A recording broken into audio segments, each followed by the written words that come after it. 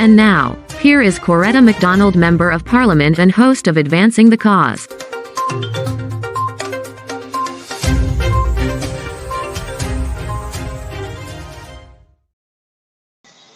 Well, good evening to you. I have been missing you. I hope you've been missing me too. And so to our viewers who are viewing us from near and far, tell me, how was your day? How was your day? And let me say to us, it's time to share the life. So share this life. Call up your friend, call up your cousin, call up your neighbor. Tell them Advancing the Cause is on. I missed you last week. We had the GTU. We were having our conference, our second triennial delegates conference at the GTU last Wednesday evening. And so I really did miss you. I would have loved to have you on there with me, but it could not happen. Anyhow, we're here this evening and we're going to be talking about some issues that have happened over the last couple of days. It's good to be alive. It's good to be well. And I want to use the opportunity at this time to say sincerest condolences to all those who have suffered losses, are in bereavement at this time. We know one of the reasons, accidents. Yes, accidents. We keep losing lives, and so I want to say to our folks, be careful on the road. Be careful on the roadways. We just had the Mandela Eccles, that part of the road there open, and we had an accident there. We had an accident at Magura Road that claimed a life. We had so many other accidents, and I just want to say to you, let's be careful. Let's encourage each other to be very, very cautious while we're on the road. Sometimes you're there and you're tempted to step on it, but be mindful of the people you have around you. And then we had two young men who lost their lives.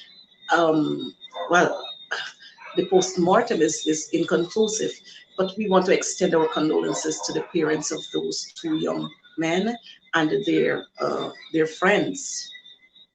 We've had a teacher whose life was snuffed out. To her family, again, we say sincere condolences. And let me give you a little one here. We are still mourning the death of our renowned comedian, Henry Rodney. He's going to be buried on Saturday. And so to his family, we extend the sincerest condolences to you and all other families. And I trust that God is going to give you the kind of comfort you need, even at this time. And so on we go with Advancing the Cause. It's what we do here. It's what we do for our people, our poor and ordinary citizens who don't have a voice for themselves. We are that voice for them. We shout for them when they cannot shout for themselves. We make the sounds when they cannot make the sounds for themselves. We speak for them when they cannot speak for themselves. And yes, I know while you're with me here, we're going to be having a little bit of turbulence every now and again, but that's what happens sometimes when we're on the roadways, when we are in the air and that kind of thing. It happens. So share the live. Share the live. Let your friends know Advancing the Cause is on. And so we're going to start off with our highlights for this evening. We saw earlier today, based on or as a result of the activism by the Caribbean Union of Teachers, that the Ghana Teachers Union happens to be an affiliate of. We saw the CXC, the board of directors there, CSEC putting on hold or delaying the written and practical examinations, and that's CSEC and CAPE by 3 weeks.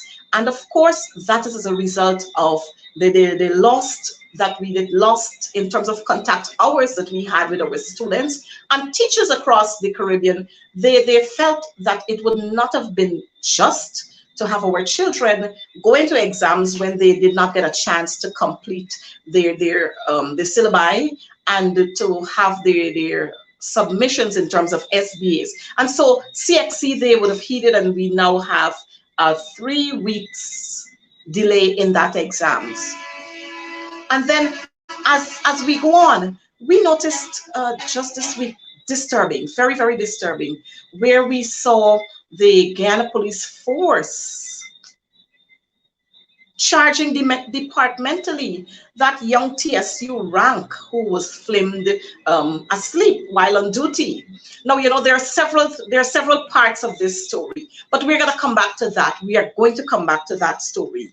And then we've recognized that the PPP, they installed PPP, they're saying that they have $600 million to spend on roads in Linden, $600 million to spend on roads in Linden. I am hoping that while we are going to be spending those monies there to rehabilitate and to put proper roads in place, that the contractors who are going to be awarded, they're going to be contractors from within that area. I'm hoping that that is going to be, because you know what we've noticed?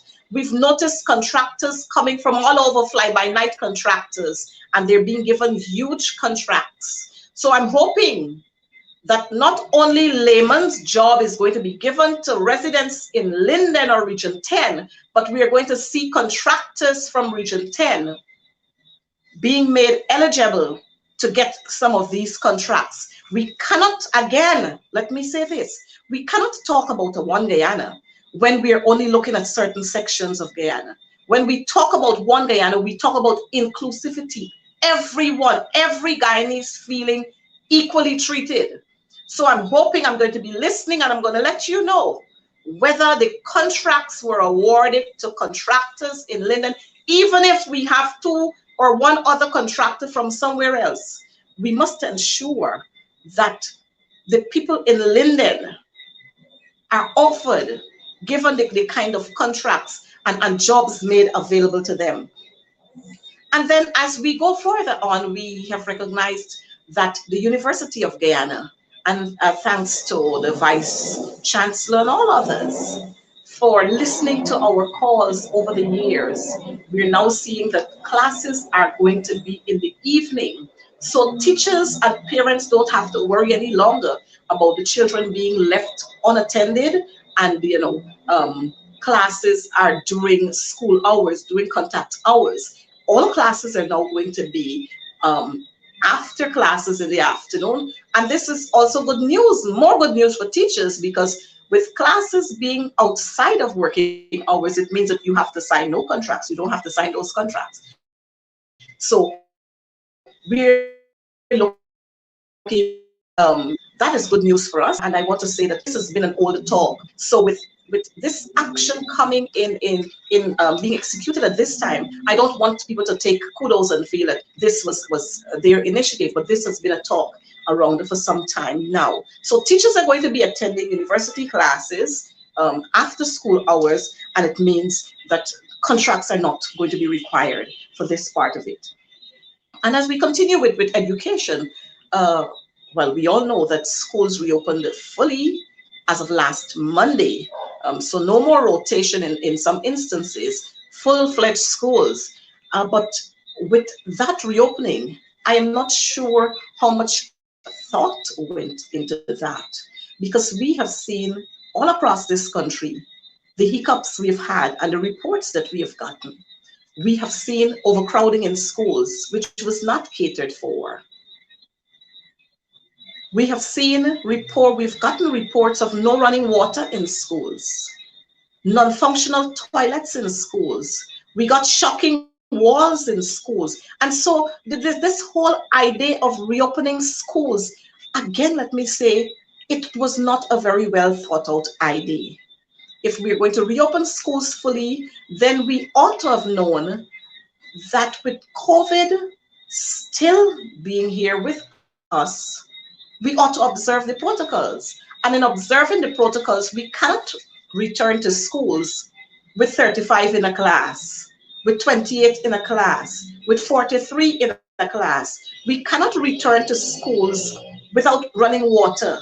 We cannot return to schools with furniture shortage. And so all of these issues should have been dealt with. We had 2 weeks, we had 2 months, we had long time to do this. And so I want to lay all of this at the feet of the departments of education and the central ministry. Our teachers and our pupils and our students are forced to return to schools that are not prepared. We've seen just Monday, Tugville Secondary had to be closed for 1 week. Well, until further notice, don't let me say 1 week, until further notice. Because we had an issue there since last October, between October and November, where a parent was shocked. And yet you turn up in school on Monday, nothing was done. Nothing was done. So the building, the major part of that compound, the major part that the secondary school is occupying, had to be closed off. And so eventually they had to close the schools because the students could not go into their classrooms. But you know what? It's quite frightening that we still have the primary school operating in that same space. And we don't want to leave anything to chance. So I'm hoping that the Ministry of Education, especially Central Ministry, they are looking at this issue very seriously so that we can put systems in place, have the primary school out. So while we are going to be fixing and removing some of those electrical wires that we're seeing there, hanging around the place, and water under the primary school, water at the back there of the secondary school. The corridors flooded in one section of that compound, that we're going to put proper systems in place. Come on. We can't be jumping around and talking about this and talking about that and what we have done and what we did not do when you are not ready for the reopening of schools. And you know, we should have had persons going out there to check on the readiness of schools. What is happening? People are slackening up. People got to do what they're being paid to do. So education officials, do what you have to do. The safety of our teachers and their charges is important. While we understand that you want to have schools reopen, and you know, like everything else, many times we are just copycats. We see, we want to do, without even putting serious consideration into this. But let's fix those schools. And it's not only Tugville Primary. All across this country, we've had issues, we've had reports of schools being reopened and no proper system in place. Water shortage. We shouldn't have water shortage in our schools. Internet issues. We shouldn't be having those in our schools. When we had enough time to prepare for all of this. We were touting this reopening ever since. So we need to put the systems in place. So at the regional level, let's work to ensure that the school system is in order. And then we have, moving from what is happening in the school system, we move to Sheriff Street, where our residents there, the citizens there, are crying. They are crying. And so the Ghana Police Force, and I don't know whoever else, please get into action. Residents can't sleep at nights with the loud noise coming from music boxes. Too many hotspots down there, and our citizens can't sleep in peace. Too much noise. So get down there and do what you have to do. Ask those folks to turn their music down so that our residents can sleep and they can be at peace at nights. You know, it's quite disgusting when you have to be out at work all day. More than that, it's very disrespectful to our senior citizens that we have living in that environment, who have to be awakened by loud noise. They can't sleep. Come on, folks. We need to think about each other. We need to do things for each other. We need to be concerned about each other. While you want to offer entertainment, do so not at the expense of others. So Mr. Commissioner of Police acting, you and your guys, you have work to do. Do what is right. And then moving on from there, we would have had This issue, oh boy, we've seen Region 7 having a new what? A new maternal child, a new maternal health center, Region 7, some part in Region 7 there, we've seen a new maternal health center. Kudos, our citizens there, our mothers there, they are going to be attended to, their health is going to be dealt with, especially for those who are pregnant. And then we saw, we have here again with us the finance secretary, sending out the alarm, ringing the bell, warning PSs to stop doing advance payments for jobs that are not yet completed, especially when you have to order stuff. Stop paying monies out for stuff that you did not receive. And you know, this is big business. Here is where we lend all arms to corruption when we get involved in these practices. And you know what? If we start holding some of these persons accountable, if people are made to feel the heat for their nonsense, then they'll stop it. But like everything else, we've heard the alarm. We're going to wait to see who would not heed the alarm and what is going to happen to them. What is going to happen to those who don't heed the alarm? And then we come now to two of the real stories, that we're going to be discussing tonight. Two of the stories that we're going to be discussing tonight. Now, tonight we have, of course, we don't have a guest tonight, but we have two issues that are really heartrending. Two issues that have caused us to have to wonder whether are we living in a real place? Guyana belongs to all of us. And we must all, I will say this over and over again, we must all be treated equally. So now we got this issue with this young lady who was caught with cocaine at the airport. Two other persons were implicated in that whole thing there. Cocaine strapped to her body and cocaine found in four sides of her carry-on bag. But this young lady, I tell you, when you get luck and when you got family in high places and when your association big, all kinds of things happen. But we've seen this young lady being made to undergo psychiatric treatment. And I want to ask the question,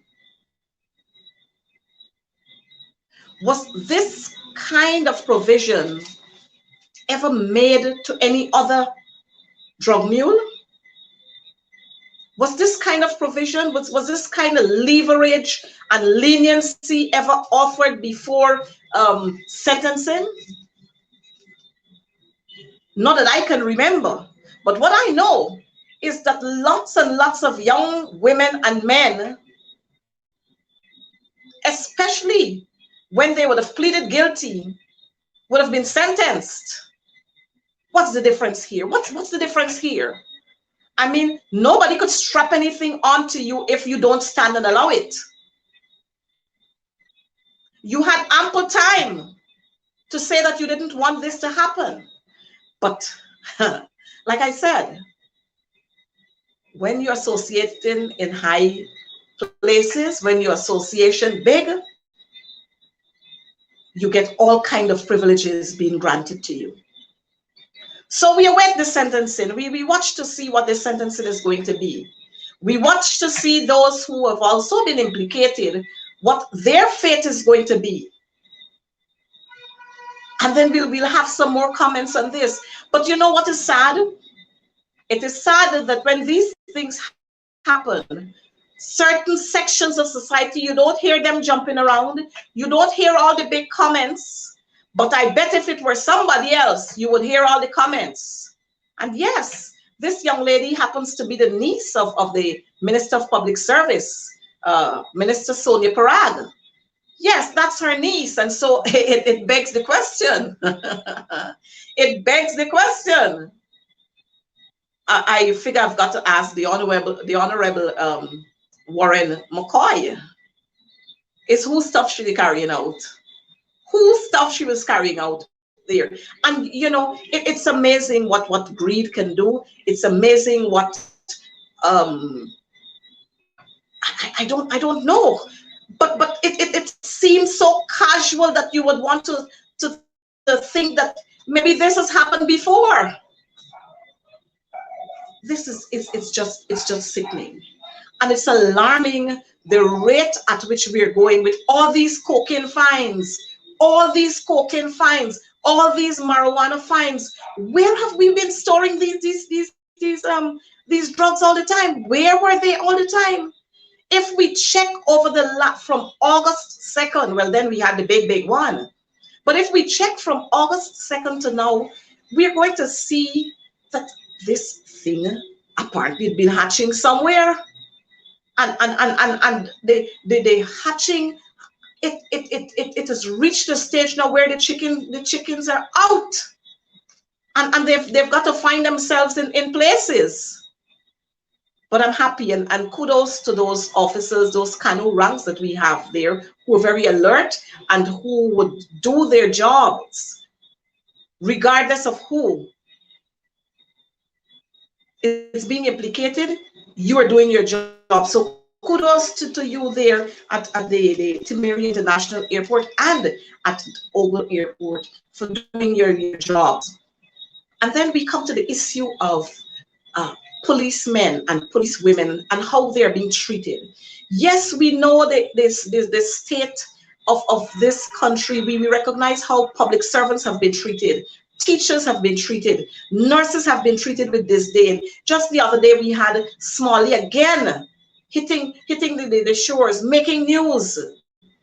And you know, and this kind of callous treatment, this kind of uncaring treatment is moving down the ranks, it's moving through the ranks. And so ordinary citizens now, it seems as if they have no place in this society, they have no calling in this society. What is really happening? We had the young lady who was there on duty at the Singh's residence. She was now forced to resign with immediate effect. Now, you know what is happening there? She now, that young lady is going to lose all her benefits, whatever they were. She's going to lose them because she has resigned with immediate effect, which means that this young lady is being pressured so much that she couldn't take the pressure anymore. She couldn't take the pressure anymore. And this is an attorney who, it is alleged, attacked this young lady, spat on the young lady. And we had to get the cries of loads and loads of persons for the police to actually act and to charge him. Now, I know what will happen, or I should say, I think I know what will happen, and we all know what happens here. Money walks, association walks. But the poor and ordinary people are made to suffer. This cannot continue to happen. We cannot continue to go this way. Our people must be treated equally. I mean, come on. You watch at a young lady, you look at a young lady and you spit on her. You look at a young lady and you call her a monkey, a black monkey to be sides. I mean, why the disdain? Why do we think we can treat people anyhow? And then you want to talk about, oh, that's not, oh, this guy is not like that. It's not how people made him out to be. The fact that you can do something like that, it means you are worthless. You look at a woman and do that to her. Well, I don't know sometimes why I get so worked up, because this is the trend that is being coming down. This is the kind of trend that we have coming down, where men in certain society, in certain gathering, in certain association, feel that they can disrespect women.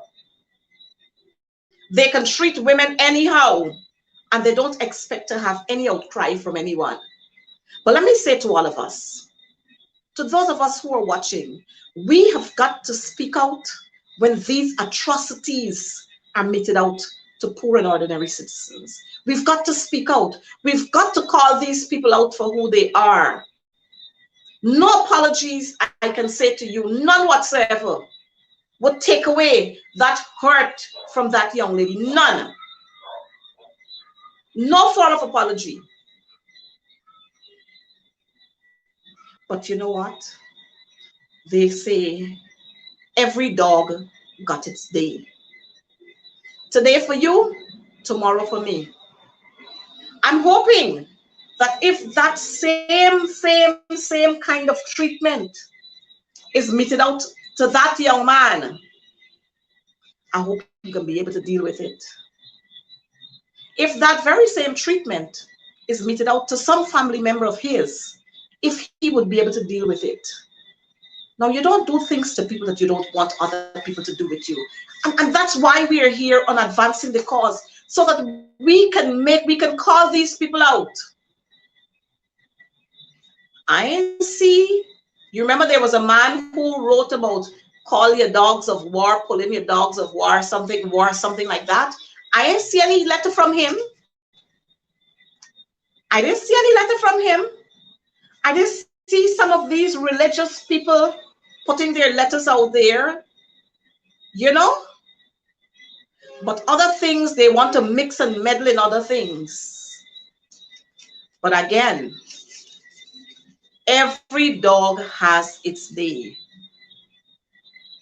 And this world is a cycle, you know. This world is a cycle. It goes around. It goes around. It goes around. And nothing in this life, nothing, I can tell you that, nothing in this life goes unpaid. And then moving from that, we have the issue of the TSU rank, that poor young man who was on duty for in excess of 20 hours. For in excess of 20 hours, that young man was on duty. I mean, come on. He's somebody else's son. I wonder where is the Honorable Gail Tashira. Yes, while you're installed, I'm going to address you as Honorable. I wonder where is she? Because maybe, you know, somebody needs to tap Gail and tell her that young man is somebody's son. He is a son of Guyana. He is somebody's uncle. He is somebody's brother. He is somebody's nephew. But the Guyana police force doesn't see it fit to take the blame that they did not, one, ensure that that young man got relief. They did not ensure that he was fed, but they want to now charge him departmentally for sleeping on duty. I mean, come on, Mr. Commissioner of Police. What has happened to the human side of you? What has happened to the human side of you? In excess of 20 hours, you have a young man sitting there. And you know what?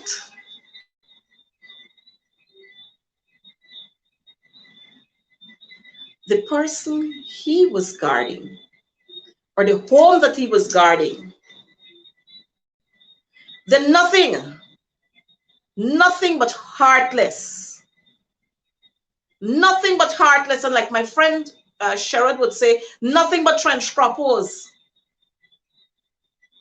I mean, you seeing this young man there, you couldn't offer him some water. You couldn't make a cup of tea to give to him.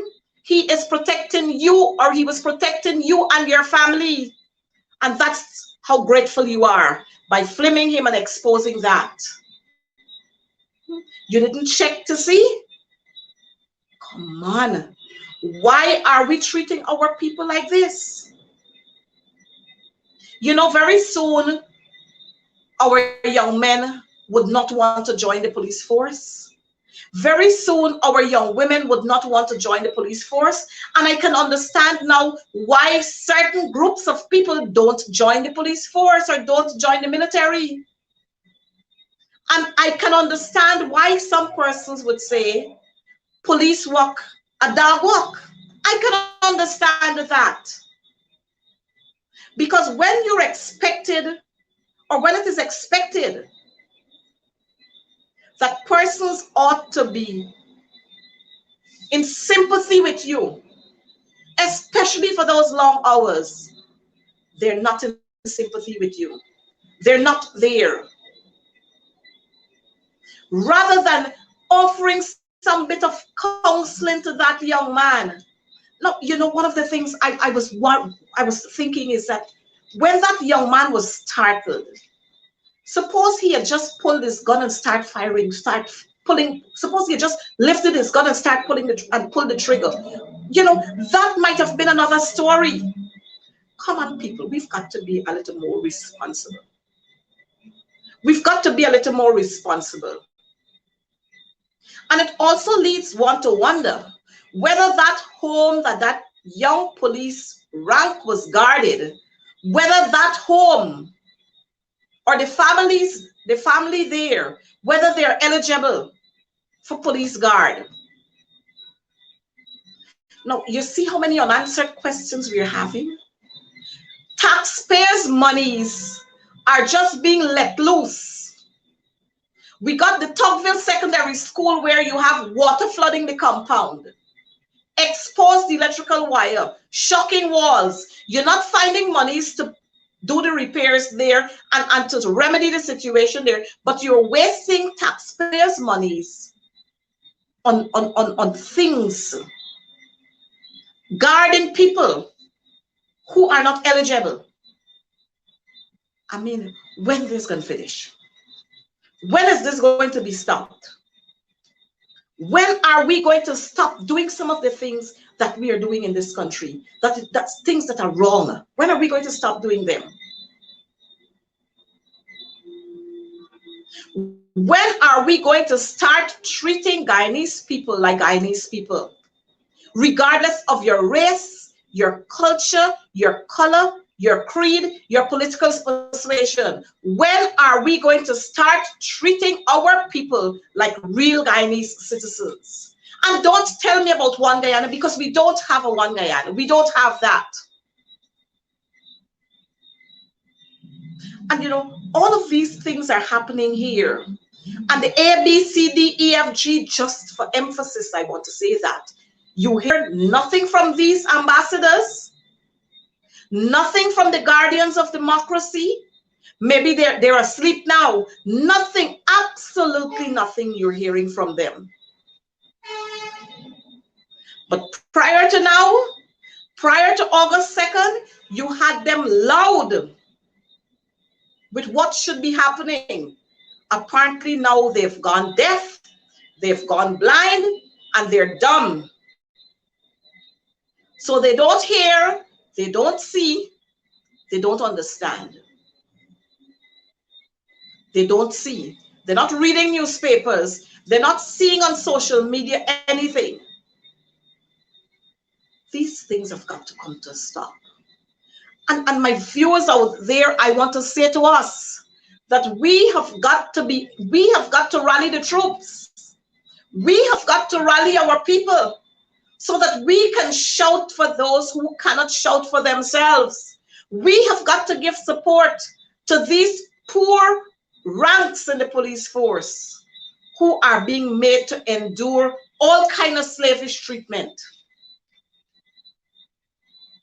We cannot continue to allow this to happen. These are our people, these are our servicemen and women. And we cannot continue to allow persons to disrespect them in the manner with which they are being disrespected. We cannot allow them to be treated in the way they're being treated. These things have got to stop. And there comes a time when we must say, enough is enough. And you know what? there's a minister with responsibility, a minister who's responsible for a ministry of labor. You are not hearing anything from him on these issues, none whatsoever. I figure he has recognized that he has outlived this time. He is useless. You know, this is the man who is supposed to be standing there as the mediator. But rather than doing that, he stands with the oppressors to oppress poor and ordinary people. Could you imagine? Yes, I'm going to go off of this to the issue that I want to really get at, where labor is supposed to be coming in. These are the people who have signed on to all these labor conventions, and they're transgressing all of them. All of them. The Minister of Labor, rather than getting in between the Ministry of Labor and the Teachers Union to resolve issues, he went out there to threaten the teachers. Yes. He has gone further now to talk about the trade unions. Trade unions have outlived their usefulness. Well, Joseph Hamilton, let me say to you,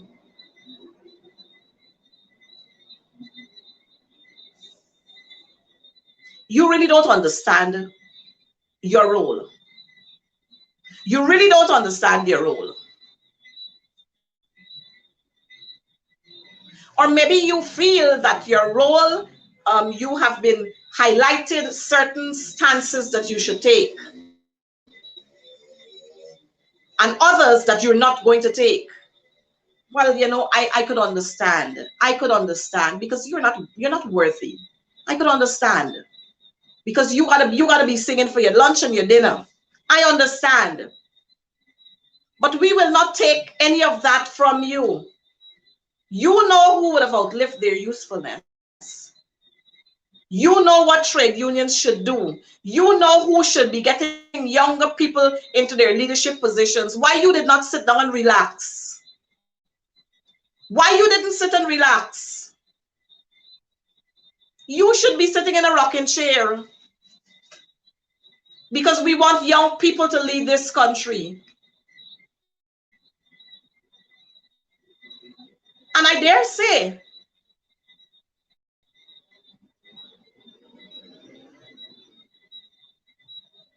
the Minister of Labor is not fit to sit in this chair. Yes, let me say it. He's not fit to sit in the chair he's sitting in.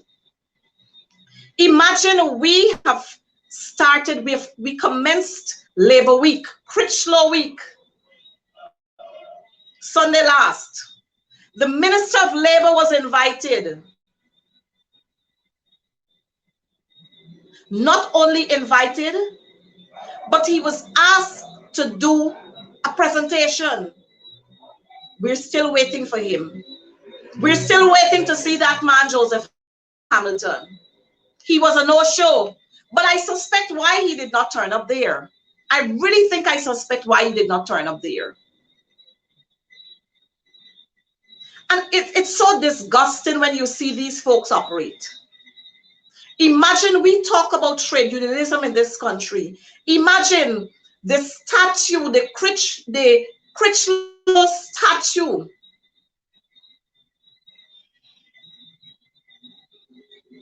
That was built there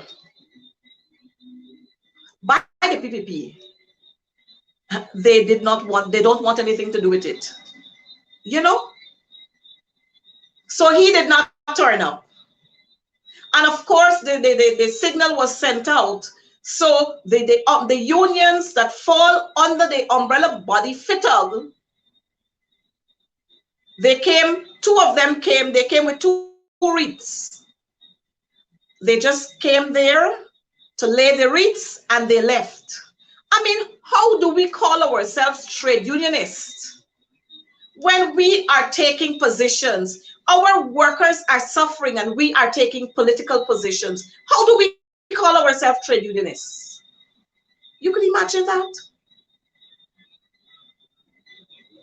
They didn't want to be a part of the activity that was going to be had there, or that was held there on Sunday last, where we were paying homage to Hubert Nathaniel Critchlow, the father of trade unionism.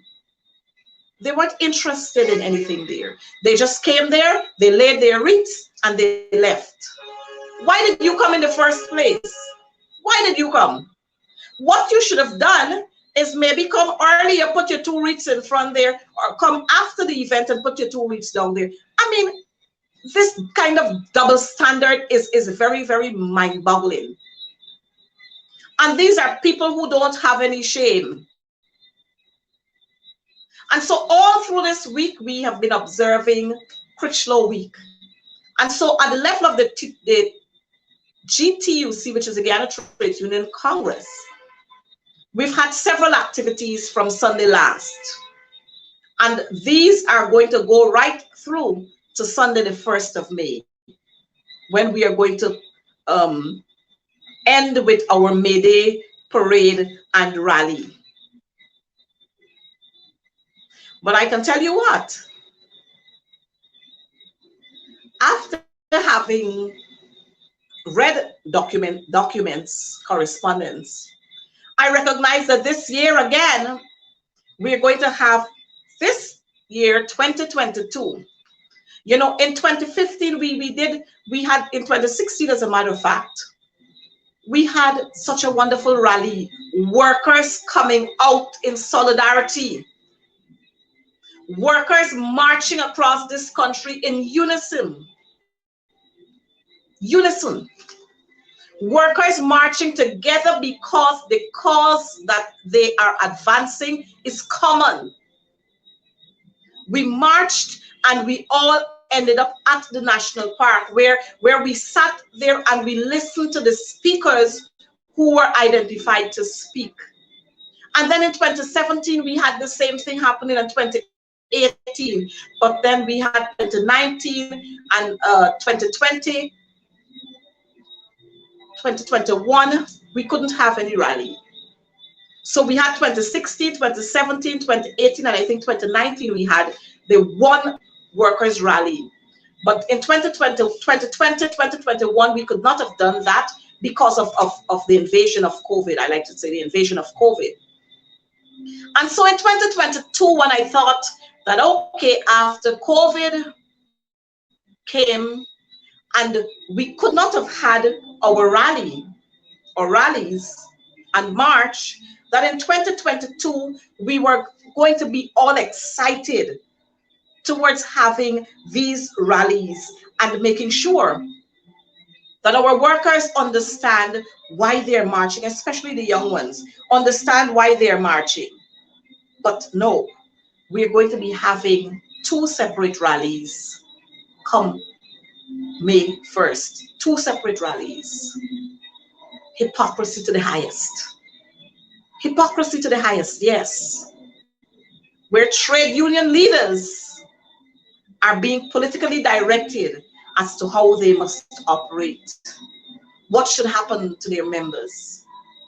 We have forgotten the sacrifices that were made by Hubert Nathaniel Critchlow and so many, many others. We have forgotten that. And so this year, our May Day parade this year is going to be celebrated under the theme COVID-19,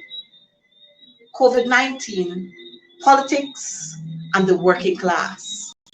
COVID-19, politics, and the working class. That's the theme under which we are going to be celebrating our May Day parade this year. And so our May Day activity for this year is we'll have our assembly point, usual assembly point, Middle Street and Parade Ground for a prompt takeoff at 7 o'clock in the morning. And that's providing that we don't have any rain.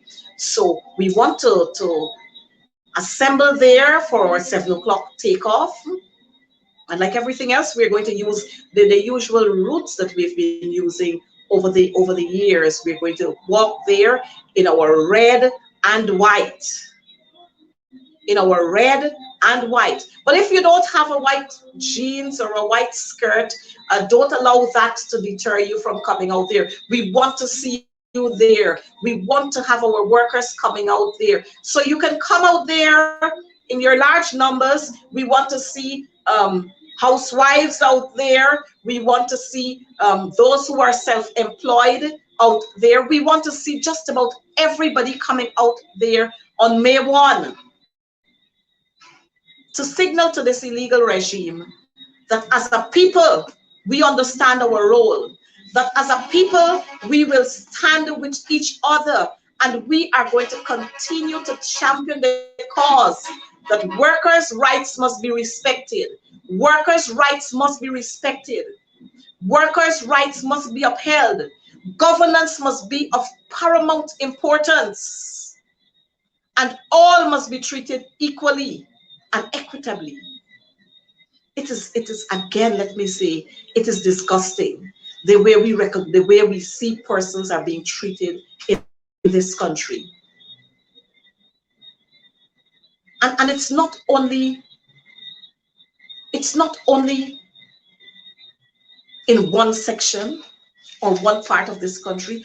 All across this country, we are seeing this. All across this country, even in the distribution of kites for Easter, we see the discrimination. Some villages and not some villages. Why? Because y'all just sick. Because you are just heartless. So viewers, public servants, nurses, teachers, and yes, some of our servicemen and women, if you feel so inclined to join us, come on, let's march on Sunday. Let's march and signal to all and sundry that the people, the working people, the poor and ordinary people in this country, that we are united and we are going to stand up and fight against the atrocities that are being meted out to us. We will stand up and fight for our rights. We will stand up and advance the causes, because our people in the 21st century must be treated equally. And this should go without us having to say that. But you know, we have seen a return with full arrogance, full vengeance, and even more vengeance. The PDP, we have seen it. We have seen it in full force. And no one is being held accountable for their actions. No one. So people just feel that they can get up, they can say what they want to say, they can do what they want to do, and they just walk free, and they give you all the talks. But folks, my viewers, my people, we have got to be able to stand up and speak out. It may not be you today, but it could very well be you tomorrow. It may not be you tomorrow, but it might very well be you the next day. And so we have got to be able to look out for each other, to extend that care for each other, so that all that has been said before, it is going to come to a stop. We are going to get to that point where these issues would be a thing of the past.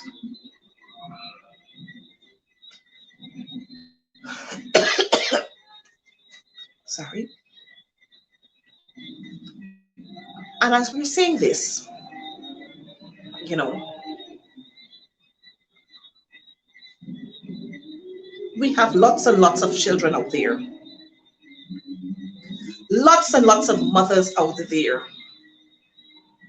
Lots and lots of brothers out there. Lots and lots of sisters out there who are going through hardship. Mental illness is on the increase. Again, let me say this. Mental illness is on the increase. And many of our young men and many of our young women and older men and older women, they are crying out for help.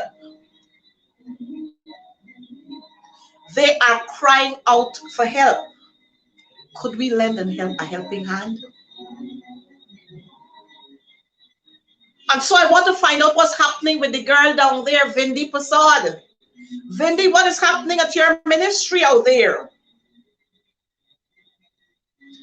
What is happening out there? What are you doing for our people? What are you doing to help our people? One life lost by suicide is just too many. Just too many. We cannot continue to have things happen in our. We too small a nation, man. We too small a nation. We too small a nation to allow what is happening here. We got, let me say to us, we have enough monies we have to ensure that we put these kinds of outlets at strategic points where our people can go out and get the kind of help that they so require. And while we're going to put the systems and the services out there, we should ensure that we're not just putting a building or occupying a building or occupying some part, but we must ensure that we have qualified people who can attend to the needs of our people. Qualified persons we want to do what is necessary to help our people. We cannot continue to have our people suffer. We cannot continue to have that. And so I want to say to us, let us ensure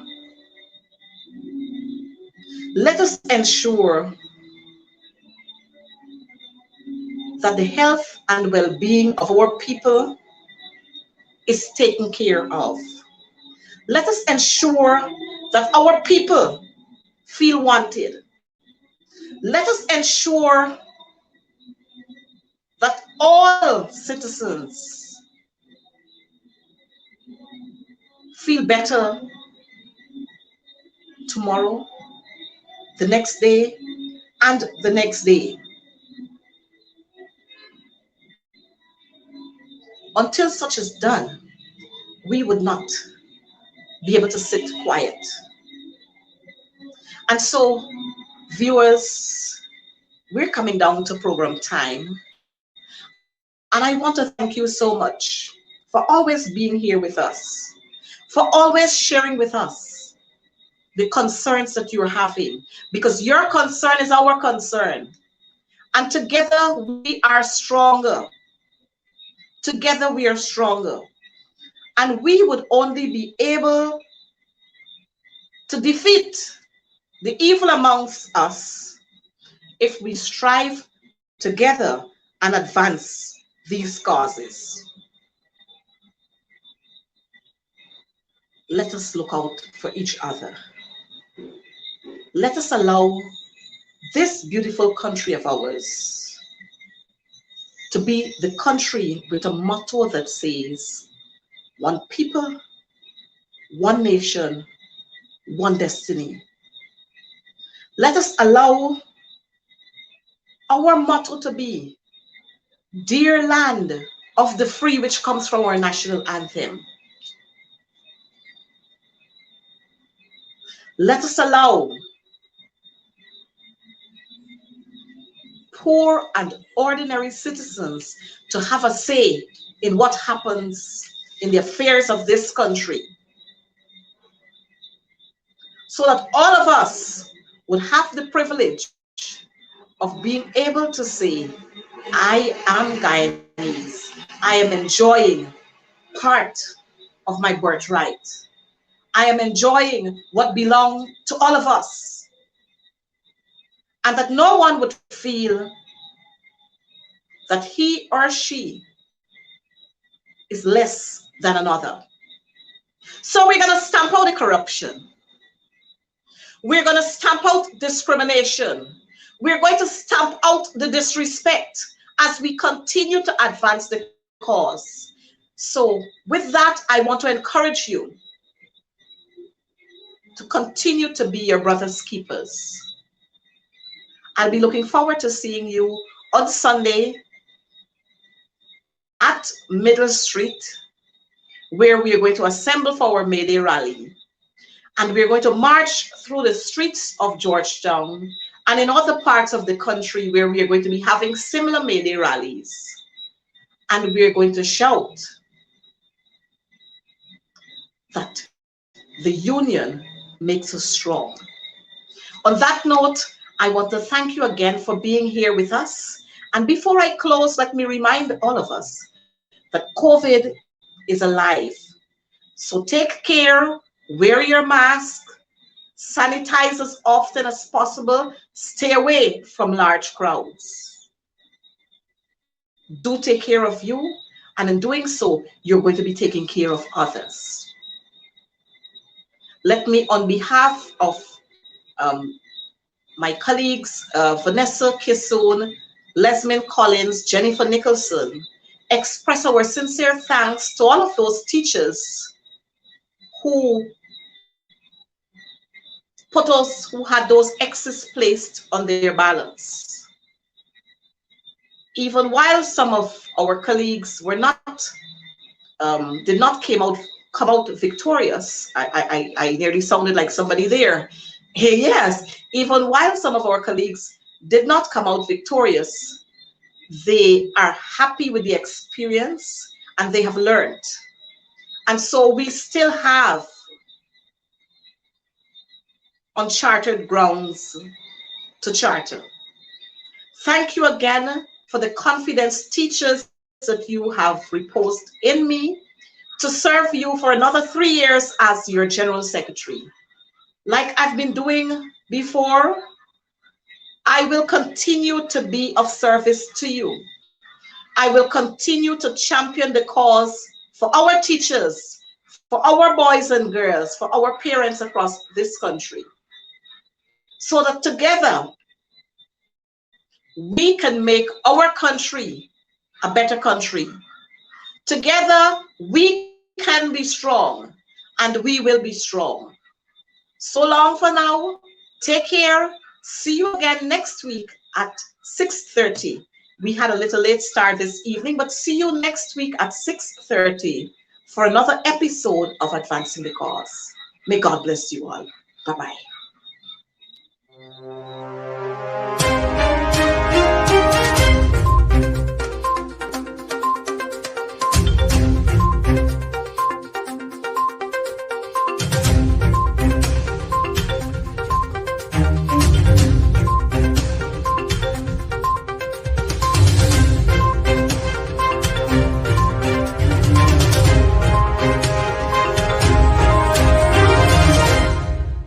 Thank you for watching our program. See you right back here, same place, same time. And remember, hold the line of battle, comrades. Our victory is sure.